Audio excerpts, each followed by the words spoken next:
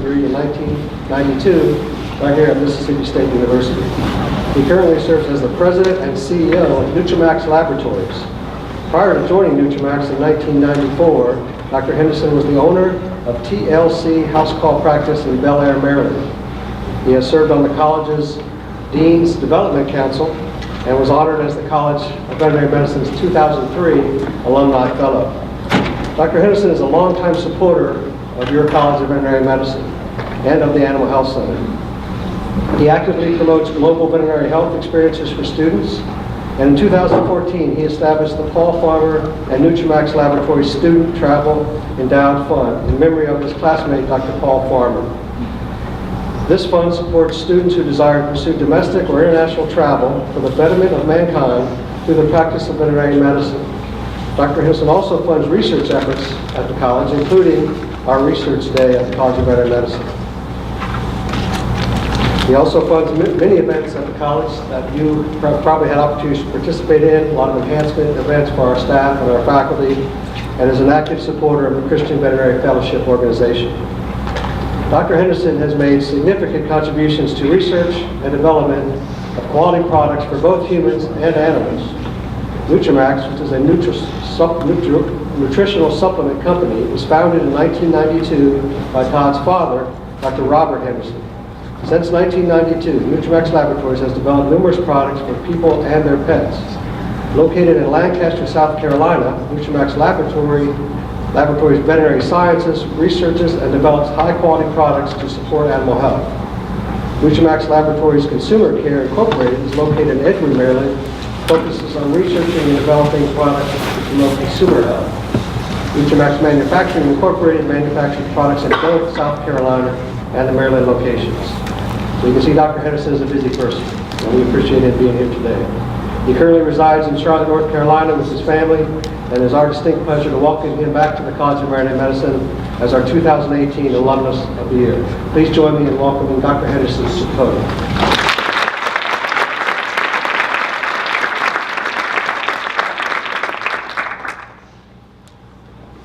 I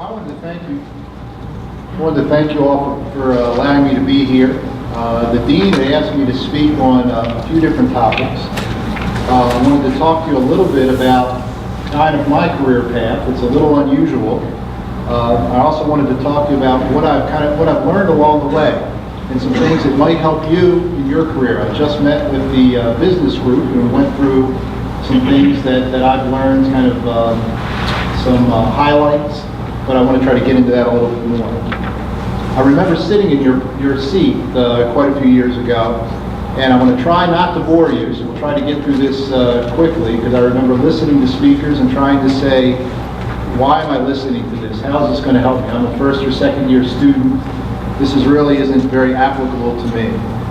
Hopefully, I'm going to try to bring out a couple points that will help you in your career, whether you're going to decide to go into industry, small animal, or what have you, whatever area you happen to go.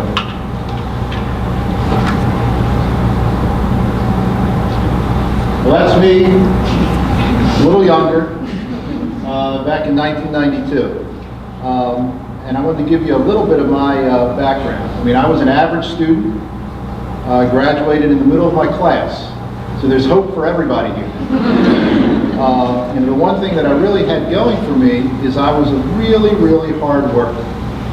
I had big dreams, probably like you have big dreams. I wanted to own my own practice.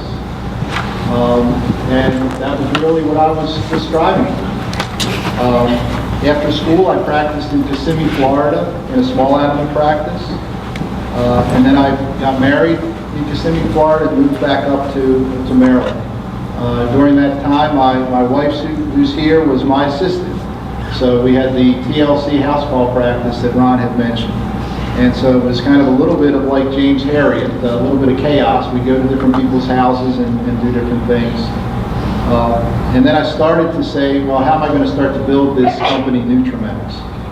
Actually, my career started even a little earlier than that. I was in the large animal corridor, and my father, who was a doctor of pharmacy, held the original patents on glucosamine and chondroitin sulfate for people, for arthritis. And so I was in the large animal nurses station, and my dad was sending me papers about this compound called glucosamine. So I was reading about it, and I'd go and talk to my professors, and my professors were telling me, well, you know, how successful can you be with this compound? There's really nothing that you can do with osteoarthritis. But I continued to read, use the hard work, and figure out how can I use my veterinary degree to learn about these things. My father, who is a doctor of pharmacy, really was credited with one of the first pharmacists to ever talk about drug interactions. And that's how I got interested in nutrition and how he got interested. He said, well, there's got to be some other things that we can do to help people or help animals other than drugs.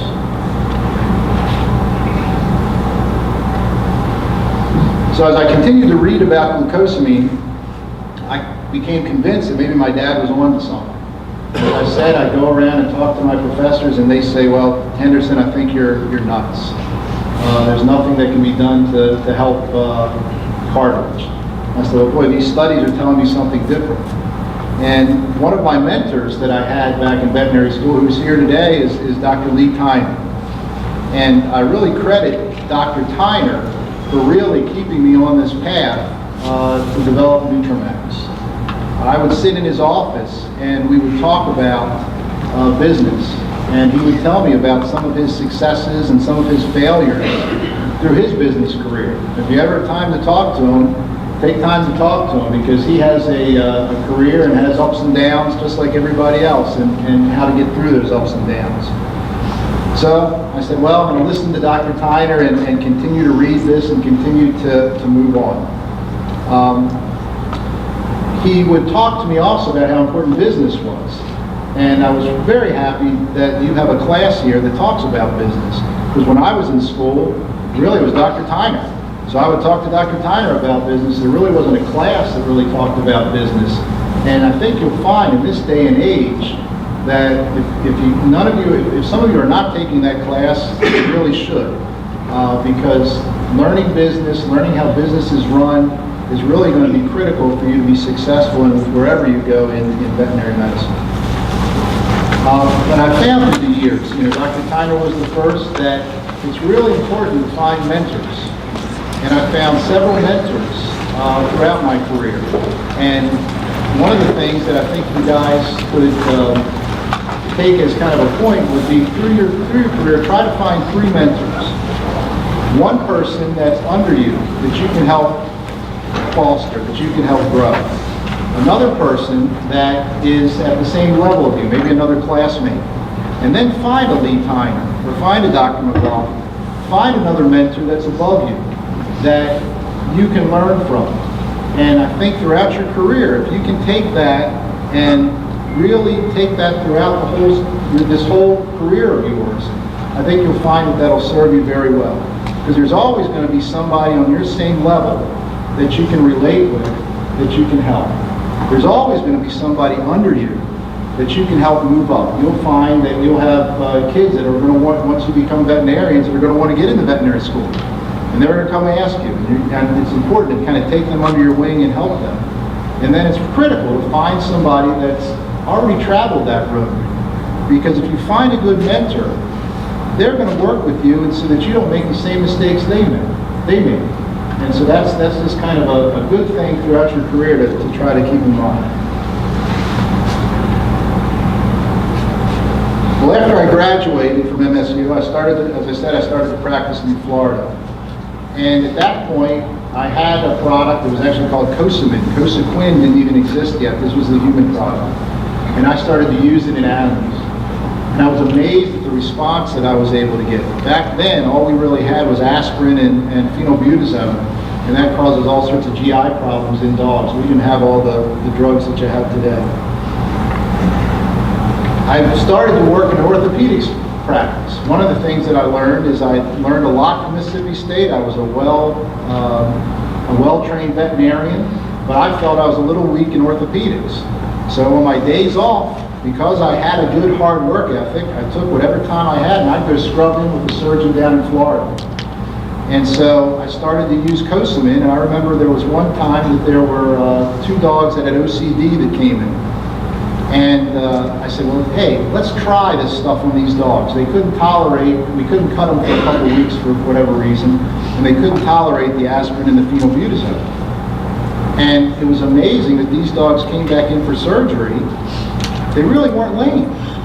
And that was kind of the first time that I said, boy, maybe I'm really onto something. I've got some dogs, I've got an orthopedic surgeon that now is very interested, that maybe we've got something that can help some animals.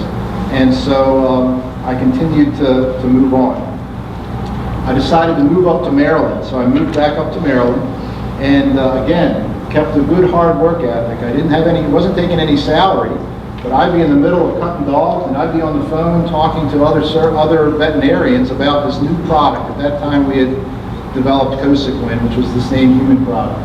And these veterinarians, they thought I was crazy, but I'd slowly start to get some that perhaps were interested in trying it. And day after day, I was working probably 60 hours a week. And that's what it's going to take. One of the things that I just talked to the business class that I see is that sometimes kids today, or young veterinarians today, I don't know whether it's the generation, but sometimes they don't feel that they've really got to put in the hard work. They go to a job and they ask the veterinarian that they're going to work for, well, what are you going to do for me? I find that often now, and I didn't find it 15 years ago. It's really, when you go in trying to find a job in a couple of years, you really need to be going in, what can I do for you? And put in the extra work. You're not going to graduate probably and be the president of a company. You're not going to graduate probably and run the veterinary clinic.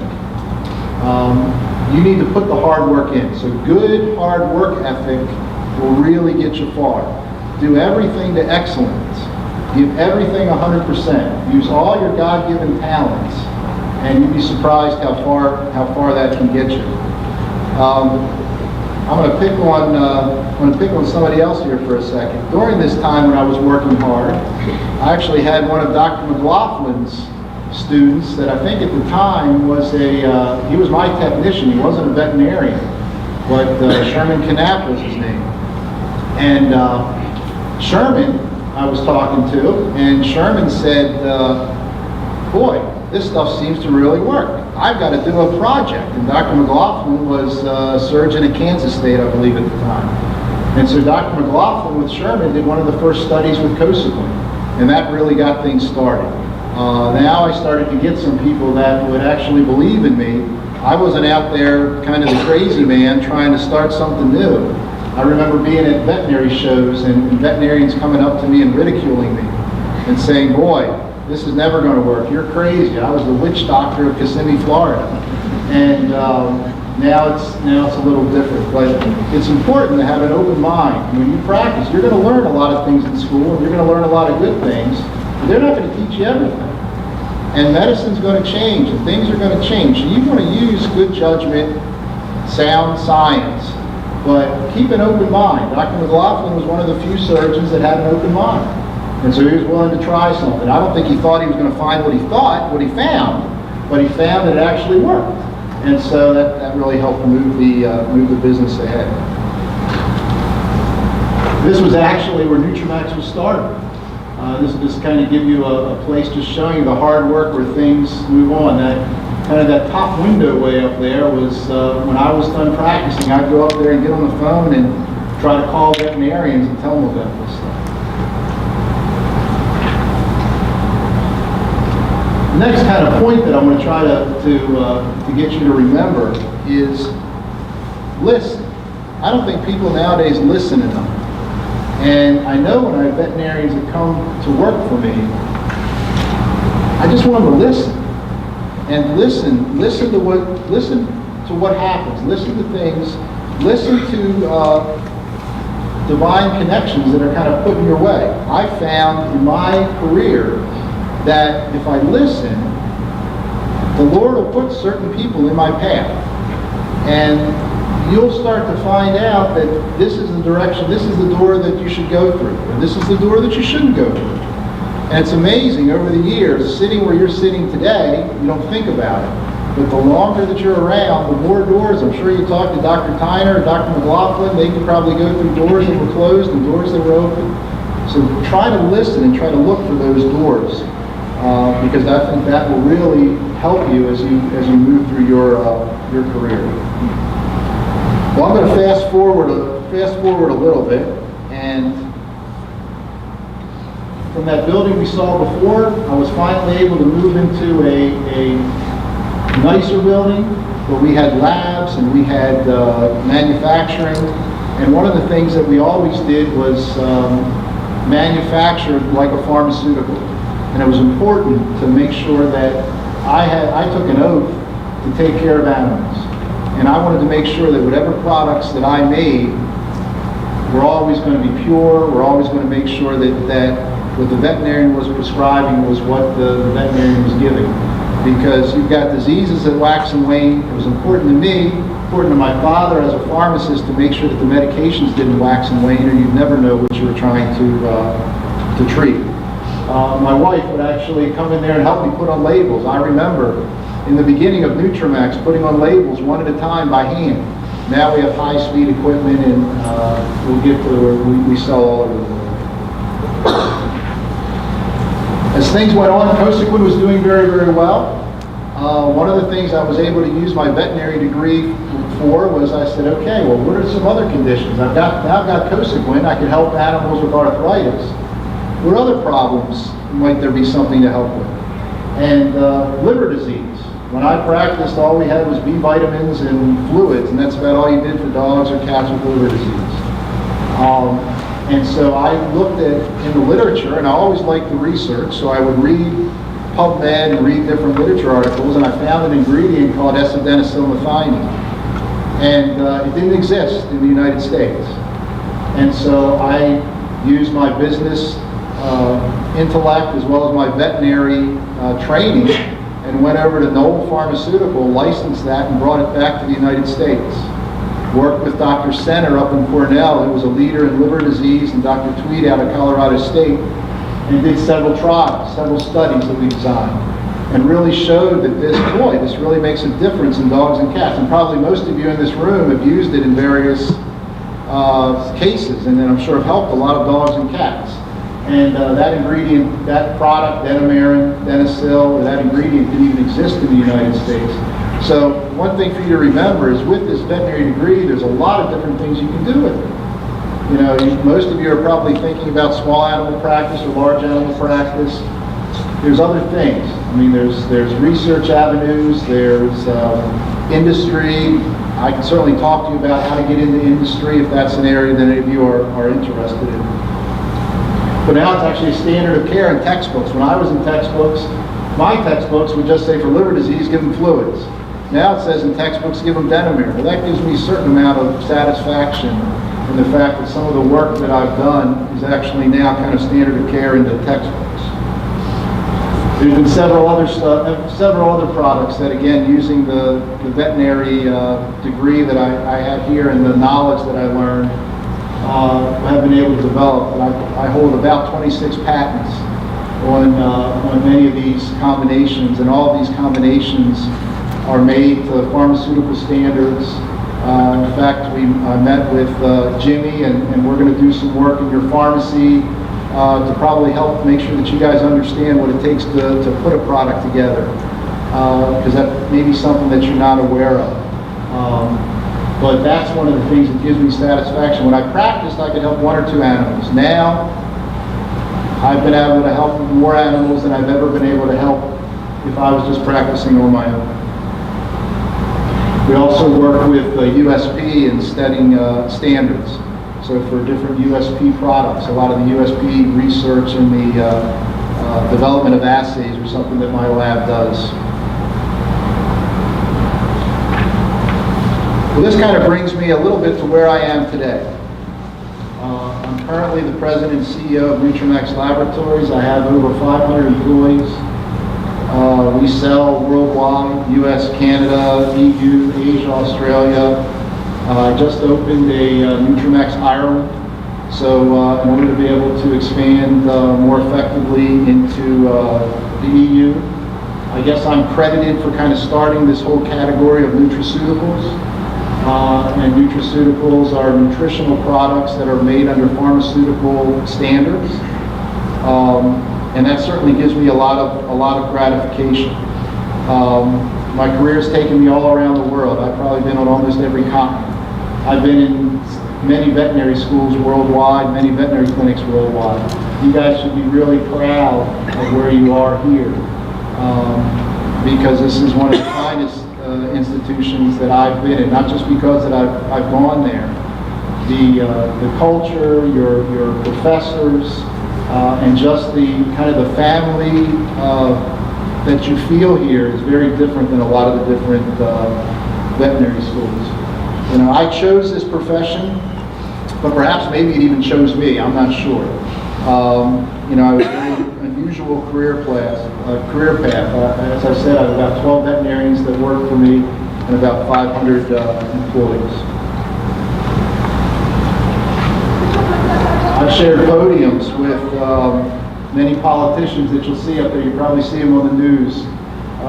UN Ambassador Haley, Mick Mulvaney, head of the MOD, a lot of senators. Ben Carson's been to my office, talked with Ben several times. Some of Trump's campaign managers. So a very unusual career, things you wouldn't think about as a veterinarian, that you'd be sitting down having breaking bread with some of these people. Jack Hanna. One of our new things, as part of a business, you always have to get a plug-in. As one of the things we do now is I sponsor a show called Lucky Dog. It's a show that's on Saturday mornings on CBS if you ever get a chance to watch it. The reason I like this show is this guy, Brandon, he goes out and rescues dogs, so it helps the dogs, but he also always takes them to the veterinarian. So it's educating people how important the veterinarian is, and a lot of shows don't do that. They do things for the dogs, they might rescue the dogs, but you never see them take them physically to the veterinarian. This show they always do, so this is one of the things that we're sponsoring. Well, one of the things I wanted to, as I kind of try to wrap this up, one of the things I wanted to try to end with was kind of bring you back to where we started. I went back to this. When you look at this picture, you probably look at, after hearing all that maybe you consider me to be a successful man. The man next to me is my roommate in veterinary school, Dr. Farmer. He died of pancreatic cancer about 5 years ago. And so one of the things is to understand, you know, how short life can be. And for you to understand that you want to use this time effectively, use this time well. He owned a practice in Jackson, Mississippi, had a wife and 2 children. And I was with him just before he died, and one of the things that really struck me is he died a joyful man. I mean, he was riddled with pancreatic cancer, but he died a joyful man. And that's really touched me. And so one of the things I want to try to end with is maybe 2 areas that you guys can keep on how to have joy, because you're all going to graduate, you all will be successful, but how do you have joy within that success? And I just wanted to tell you how I do it, and maybe this will be helpful to you. One of the things that I do is I find my greatest joy in my faith and my personal relationship with Christ. My company that I've showed you, we have weekly Bible studies. I actually have a full-time chaplain. I hired a full-time chaplain to be at my office for people that need to talk to if there's issues, if there are things that go on.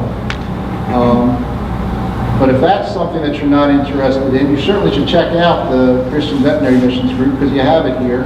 I didn't have it when I was here, and it's really, it's great. But try to find something that's bigger than you. Right? This is bigger than me. That's what I find my success and my joy in. You may find it in an animal shelter in your area. You might find it in your church. You might find it in a a business group, you might find it in a rescue organization, but you will not find joy just being a veterinarian. I hate to tell you. You'll find joy in something bigger than just being a veterinarian. That's something that's hard to understand where you're at today, but as you grow, I think you'll appreciate that. The second place that I find joy is trying to be a servant leader. And this is something I talked about to the other group, but this is something I think you all can do. You all are going to be leaders. Just by being veterinarians in your community, you're going to be looked upon to be leaders. So you want to be good leaders. You want to be servant leaders. And in fact, I'll end with it, but I left a book up there that talks about servant leadership. Just some quick little proverbs, some little things that I think may help you. If you read one or two of those a day, I think it may make a difference. But you can be a servant leader in the 4-H club in your area. You can be the servant leader in a business group. You can be a servant leader in anything. And what I mean by a servant leader is don't ask somebody to do something that you wouldn't be willing to do yourself. We talked about this a little bit in the group I was in before. But, you know, when you're in a clinic, if there's a job that you would want to do, don't ask somebody else to do it. And if you want them to really look at you as a leader and look at you as somebody that they want to follow, even do the job yourself. You'd be surprised if you go down and now you're the big veterinarian and you sit down there and you start cleaning the cages out. I'm telling you, your technicians, the people that are following you, they're not going to want you to do that, and they're going to see that. So whatever you're in, really try to be a servant leader.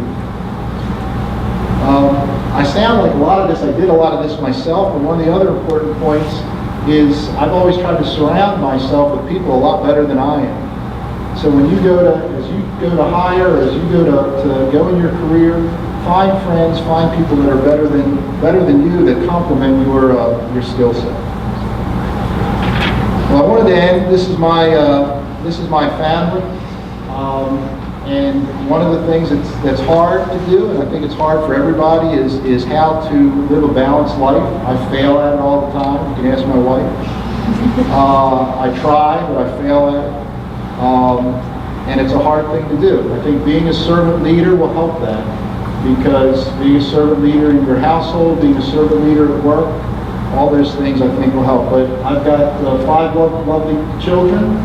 2 of them are adopted. 3 of them I adopted from Ukraine. We also have 3 dogs, a rabbit, and 8 chickens. So the 8 chickens are the newest addition. My son loves his 8 chickens. But I hope this was helpful to you, and I hope that you can take a few of these things and really learn how to be joyful and really understand what success is. Success is not money. Success is not power. Success is really how can you help other people, and how can you work towards something that's much greater than yourself. Thank you.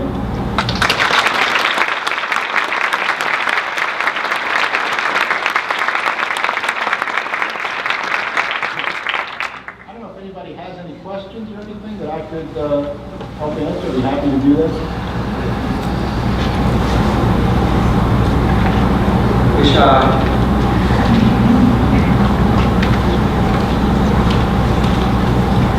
Questions?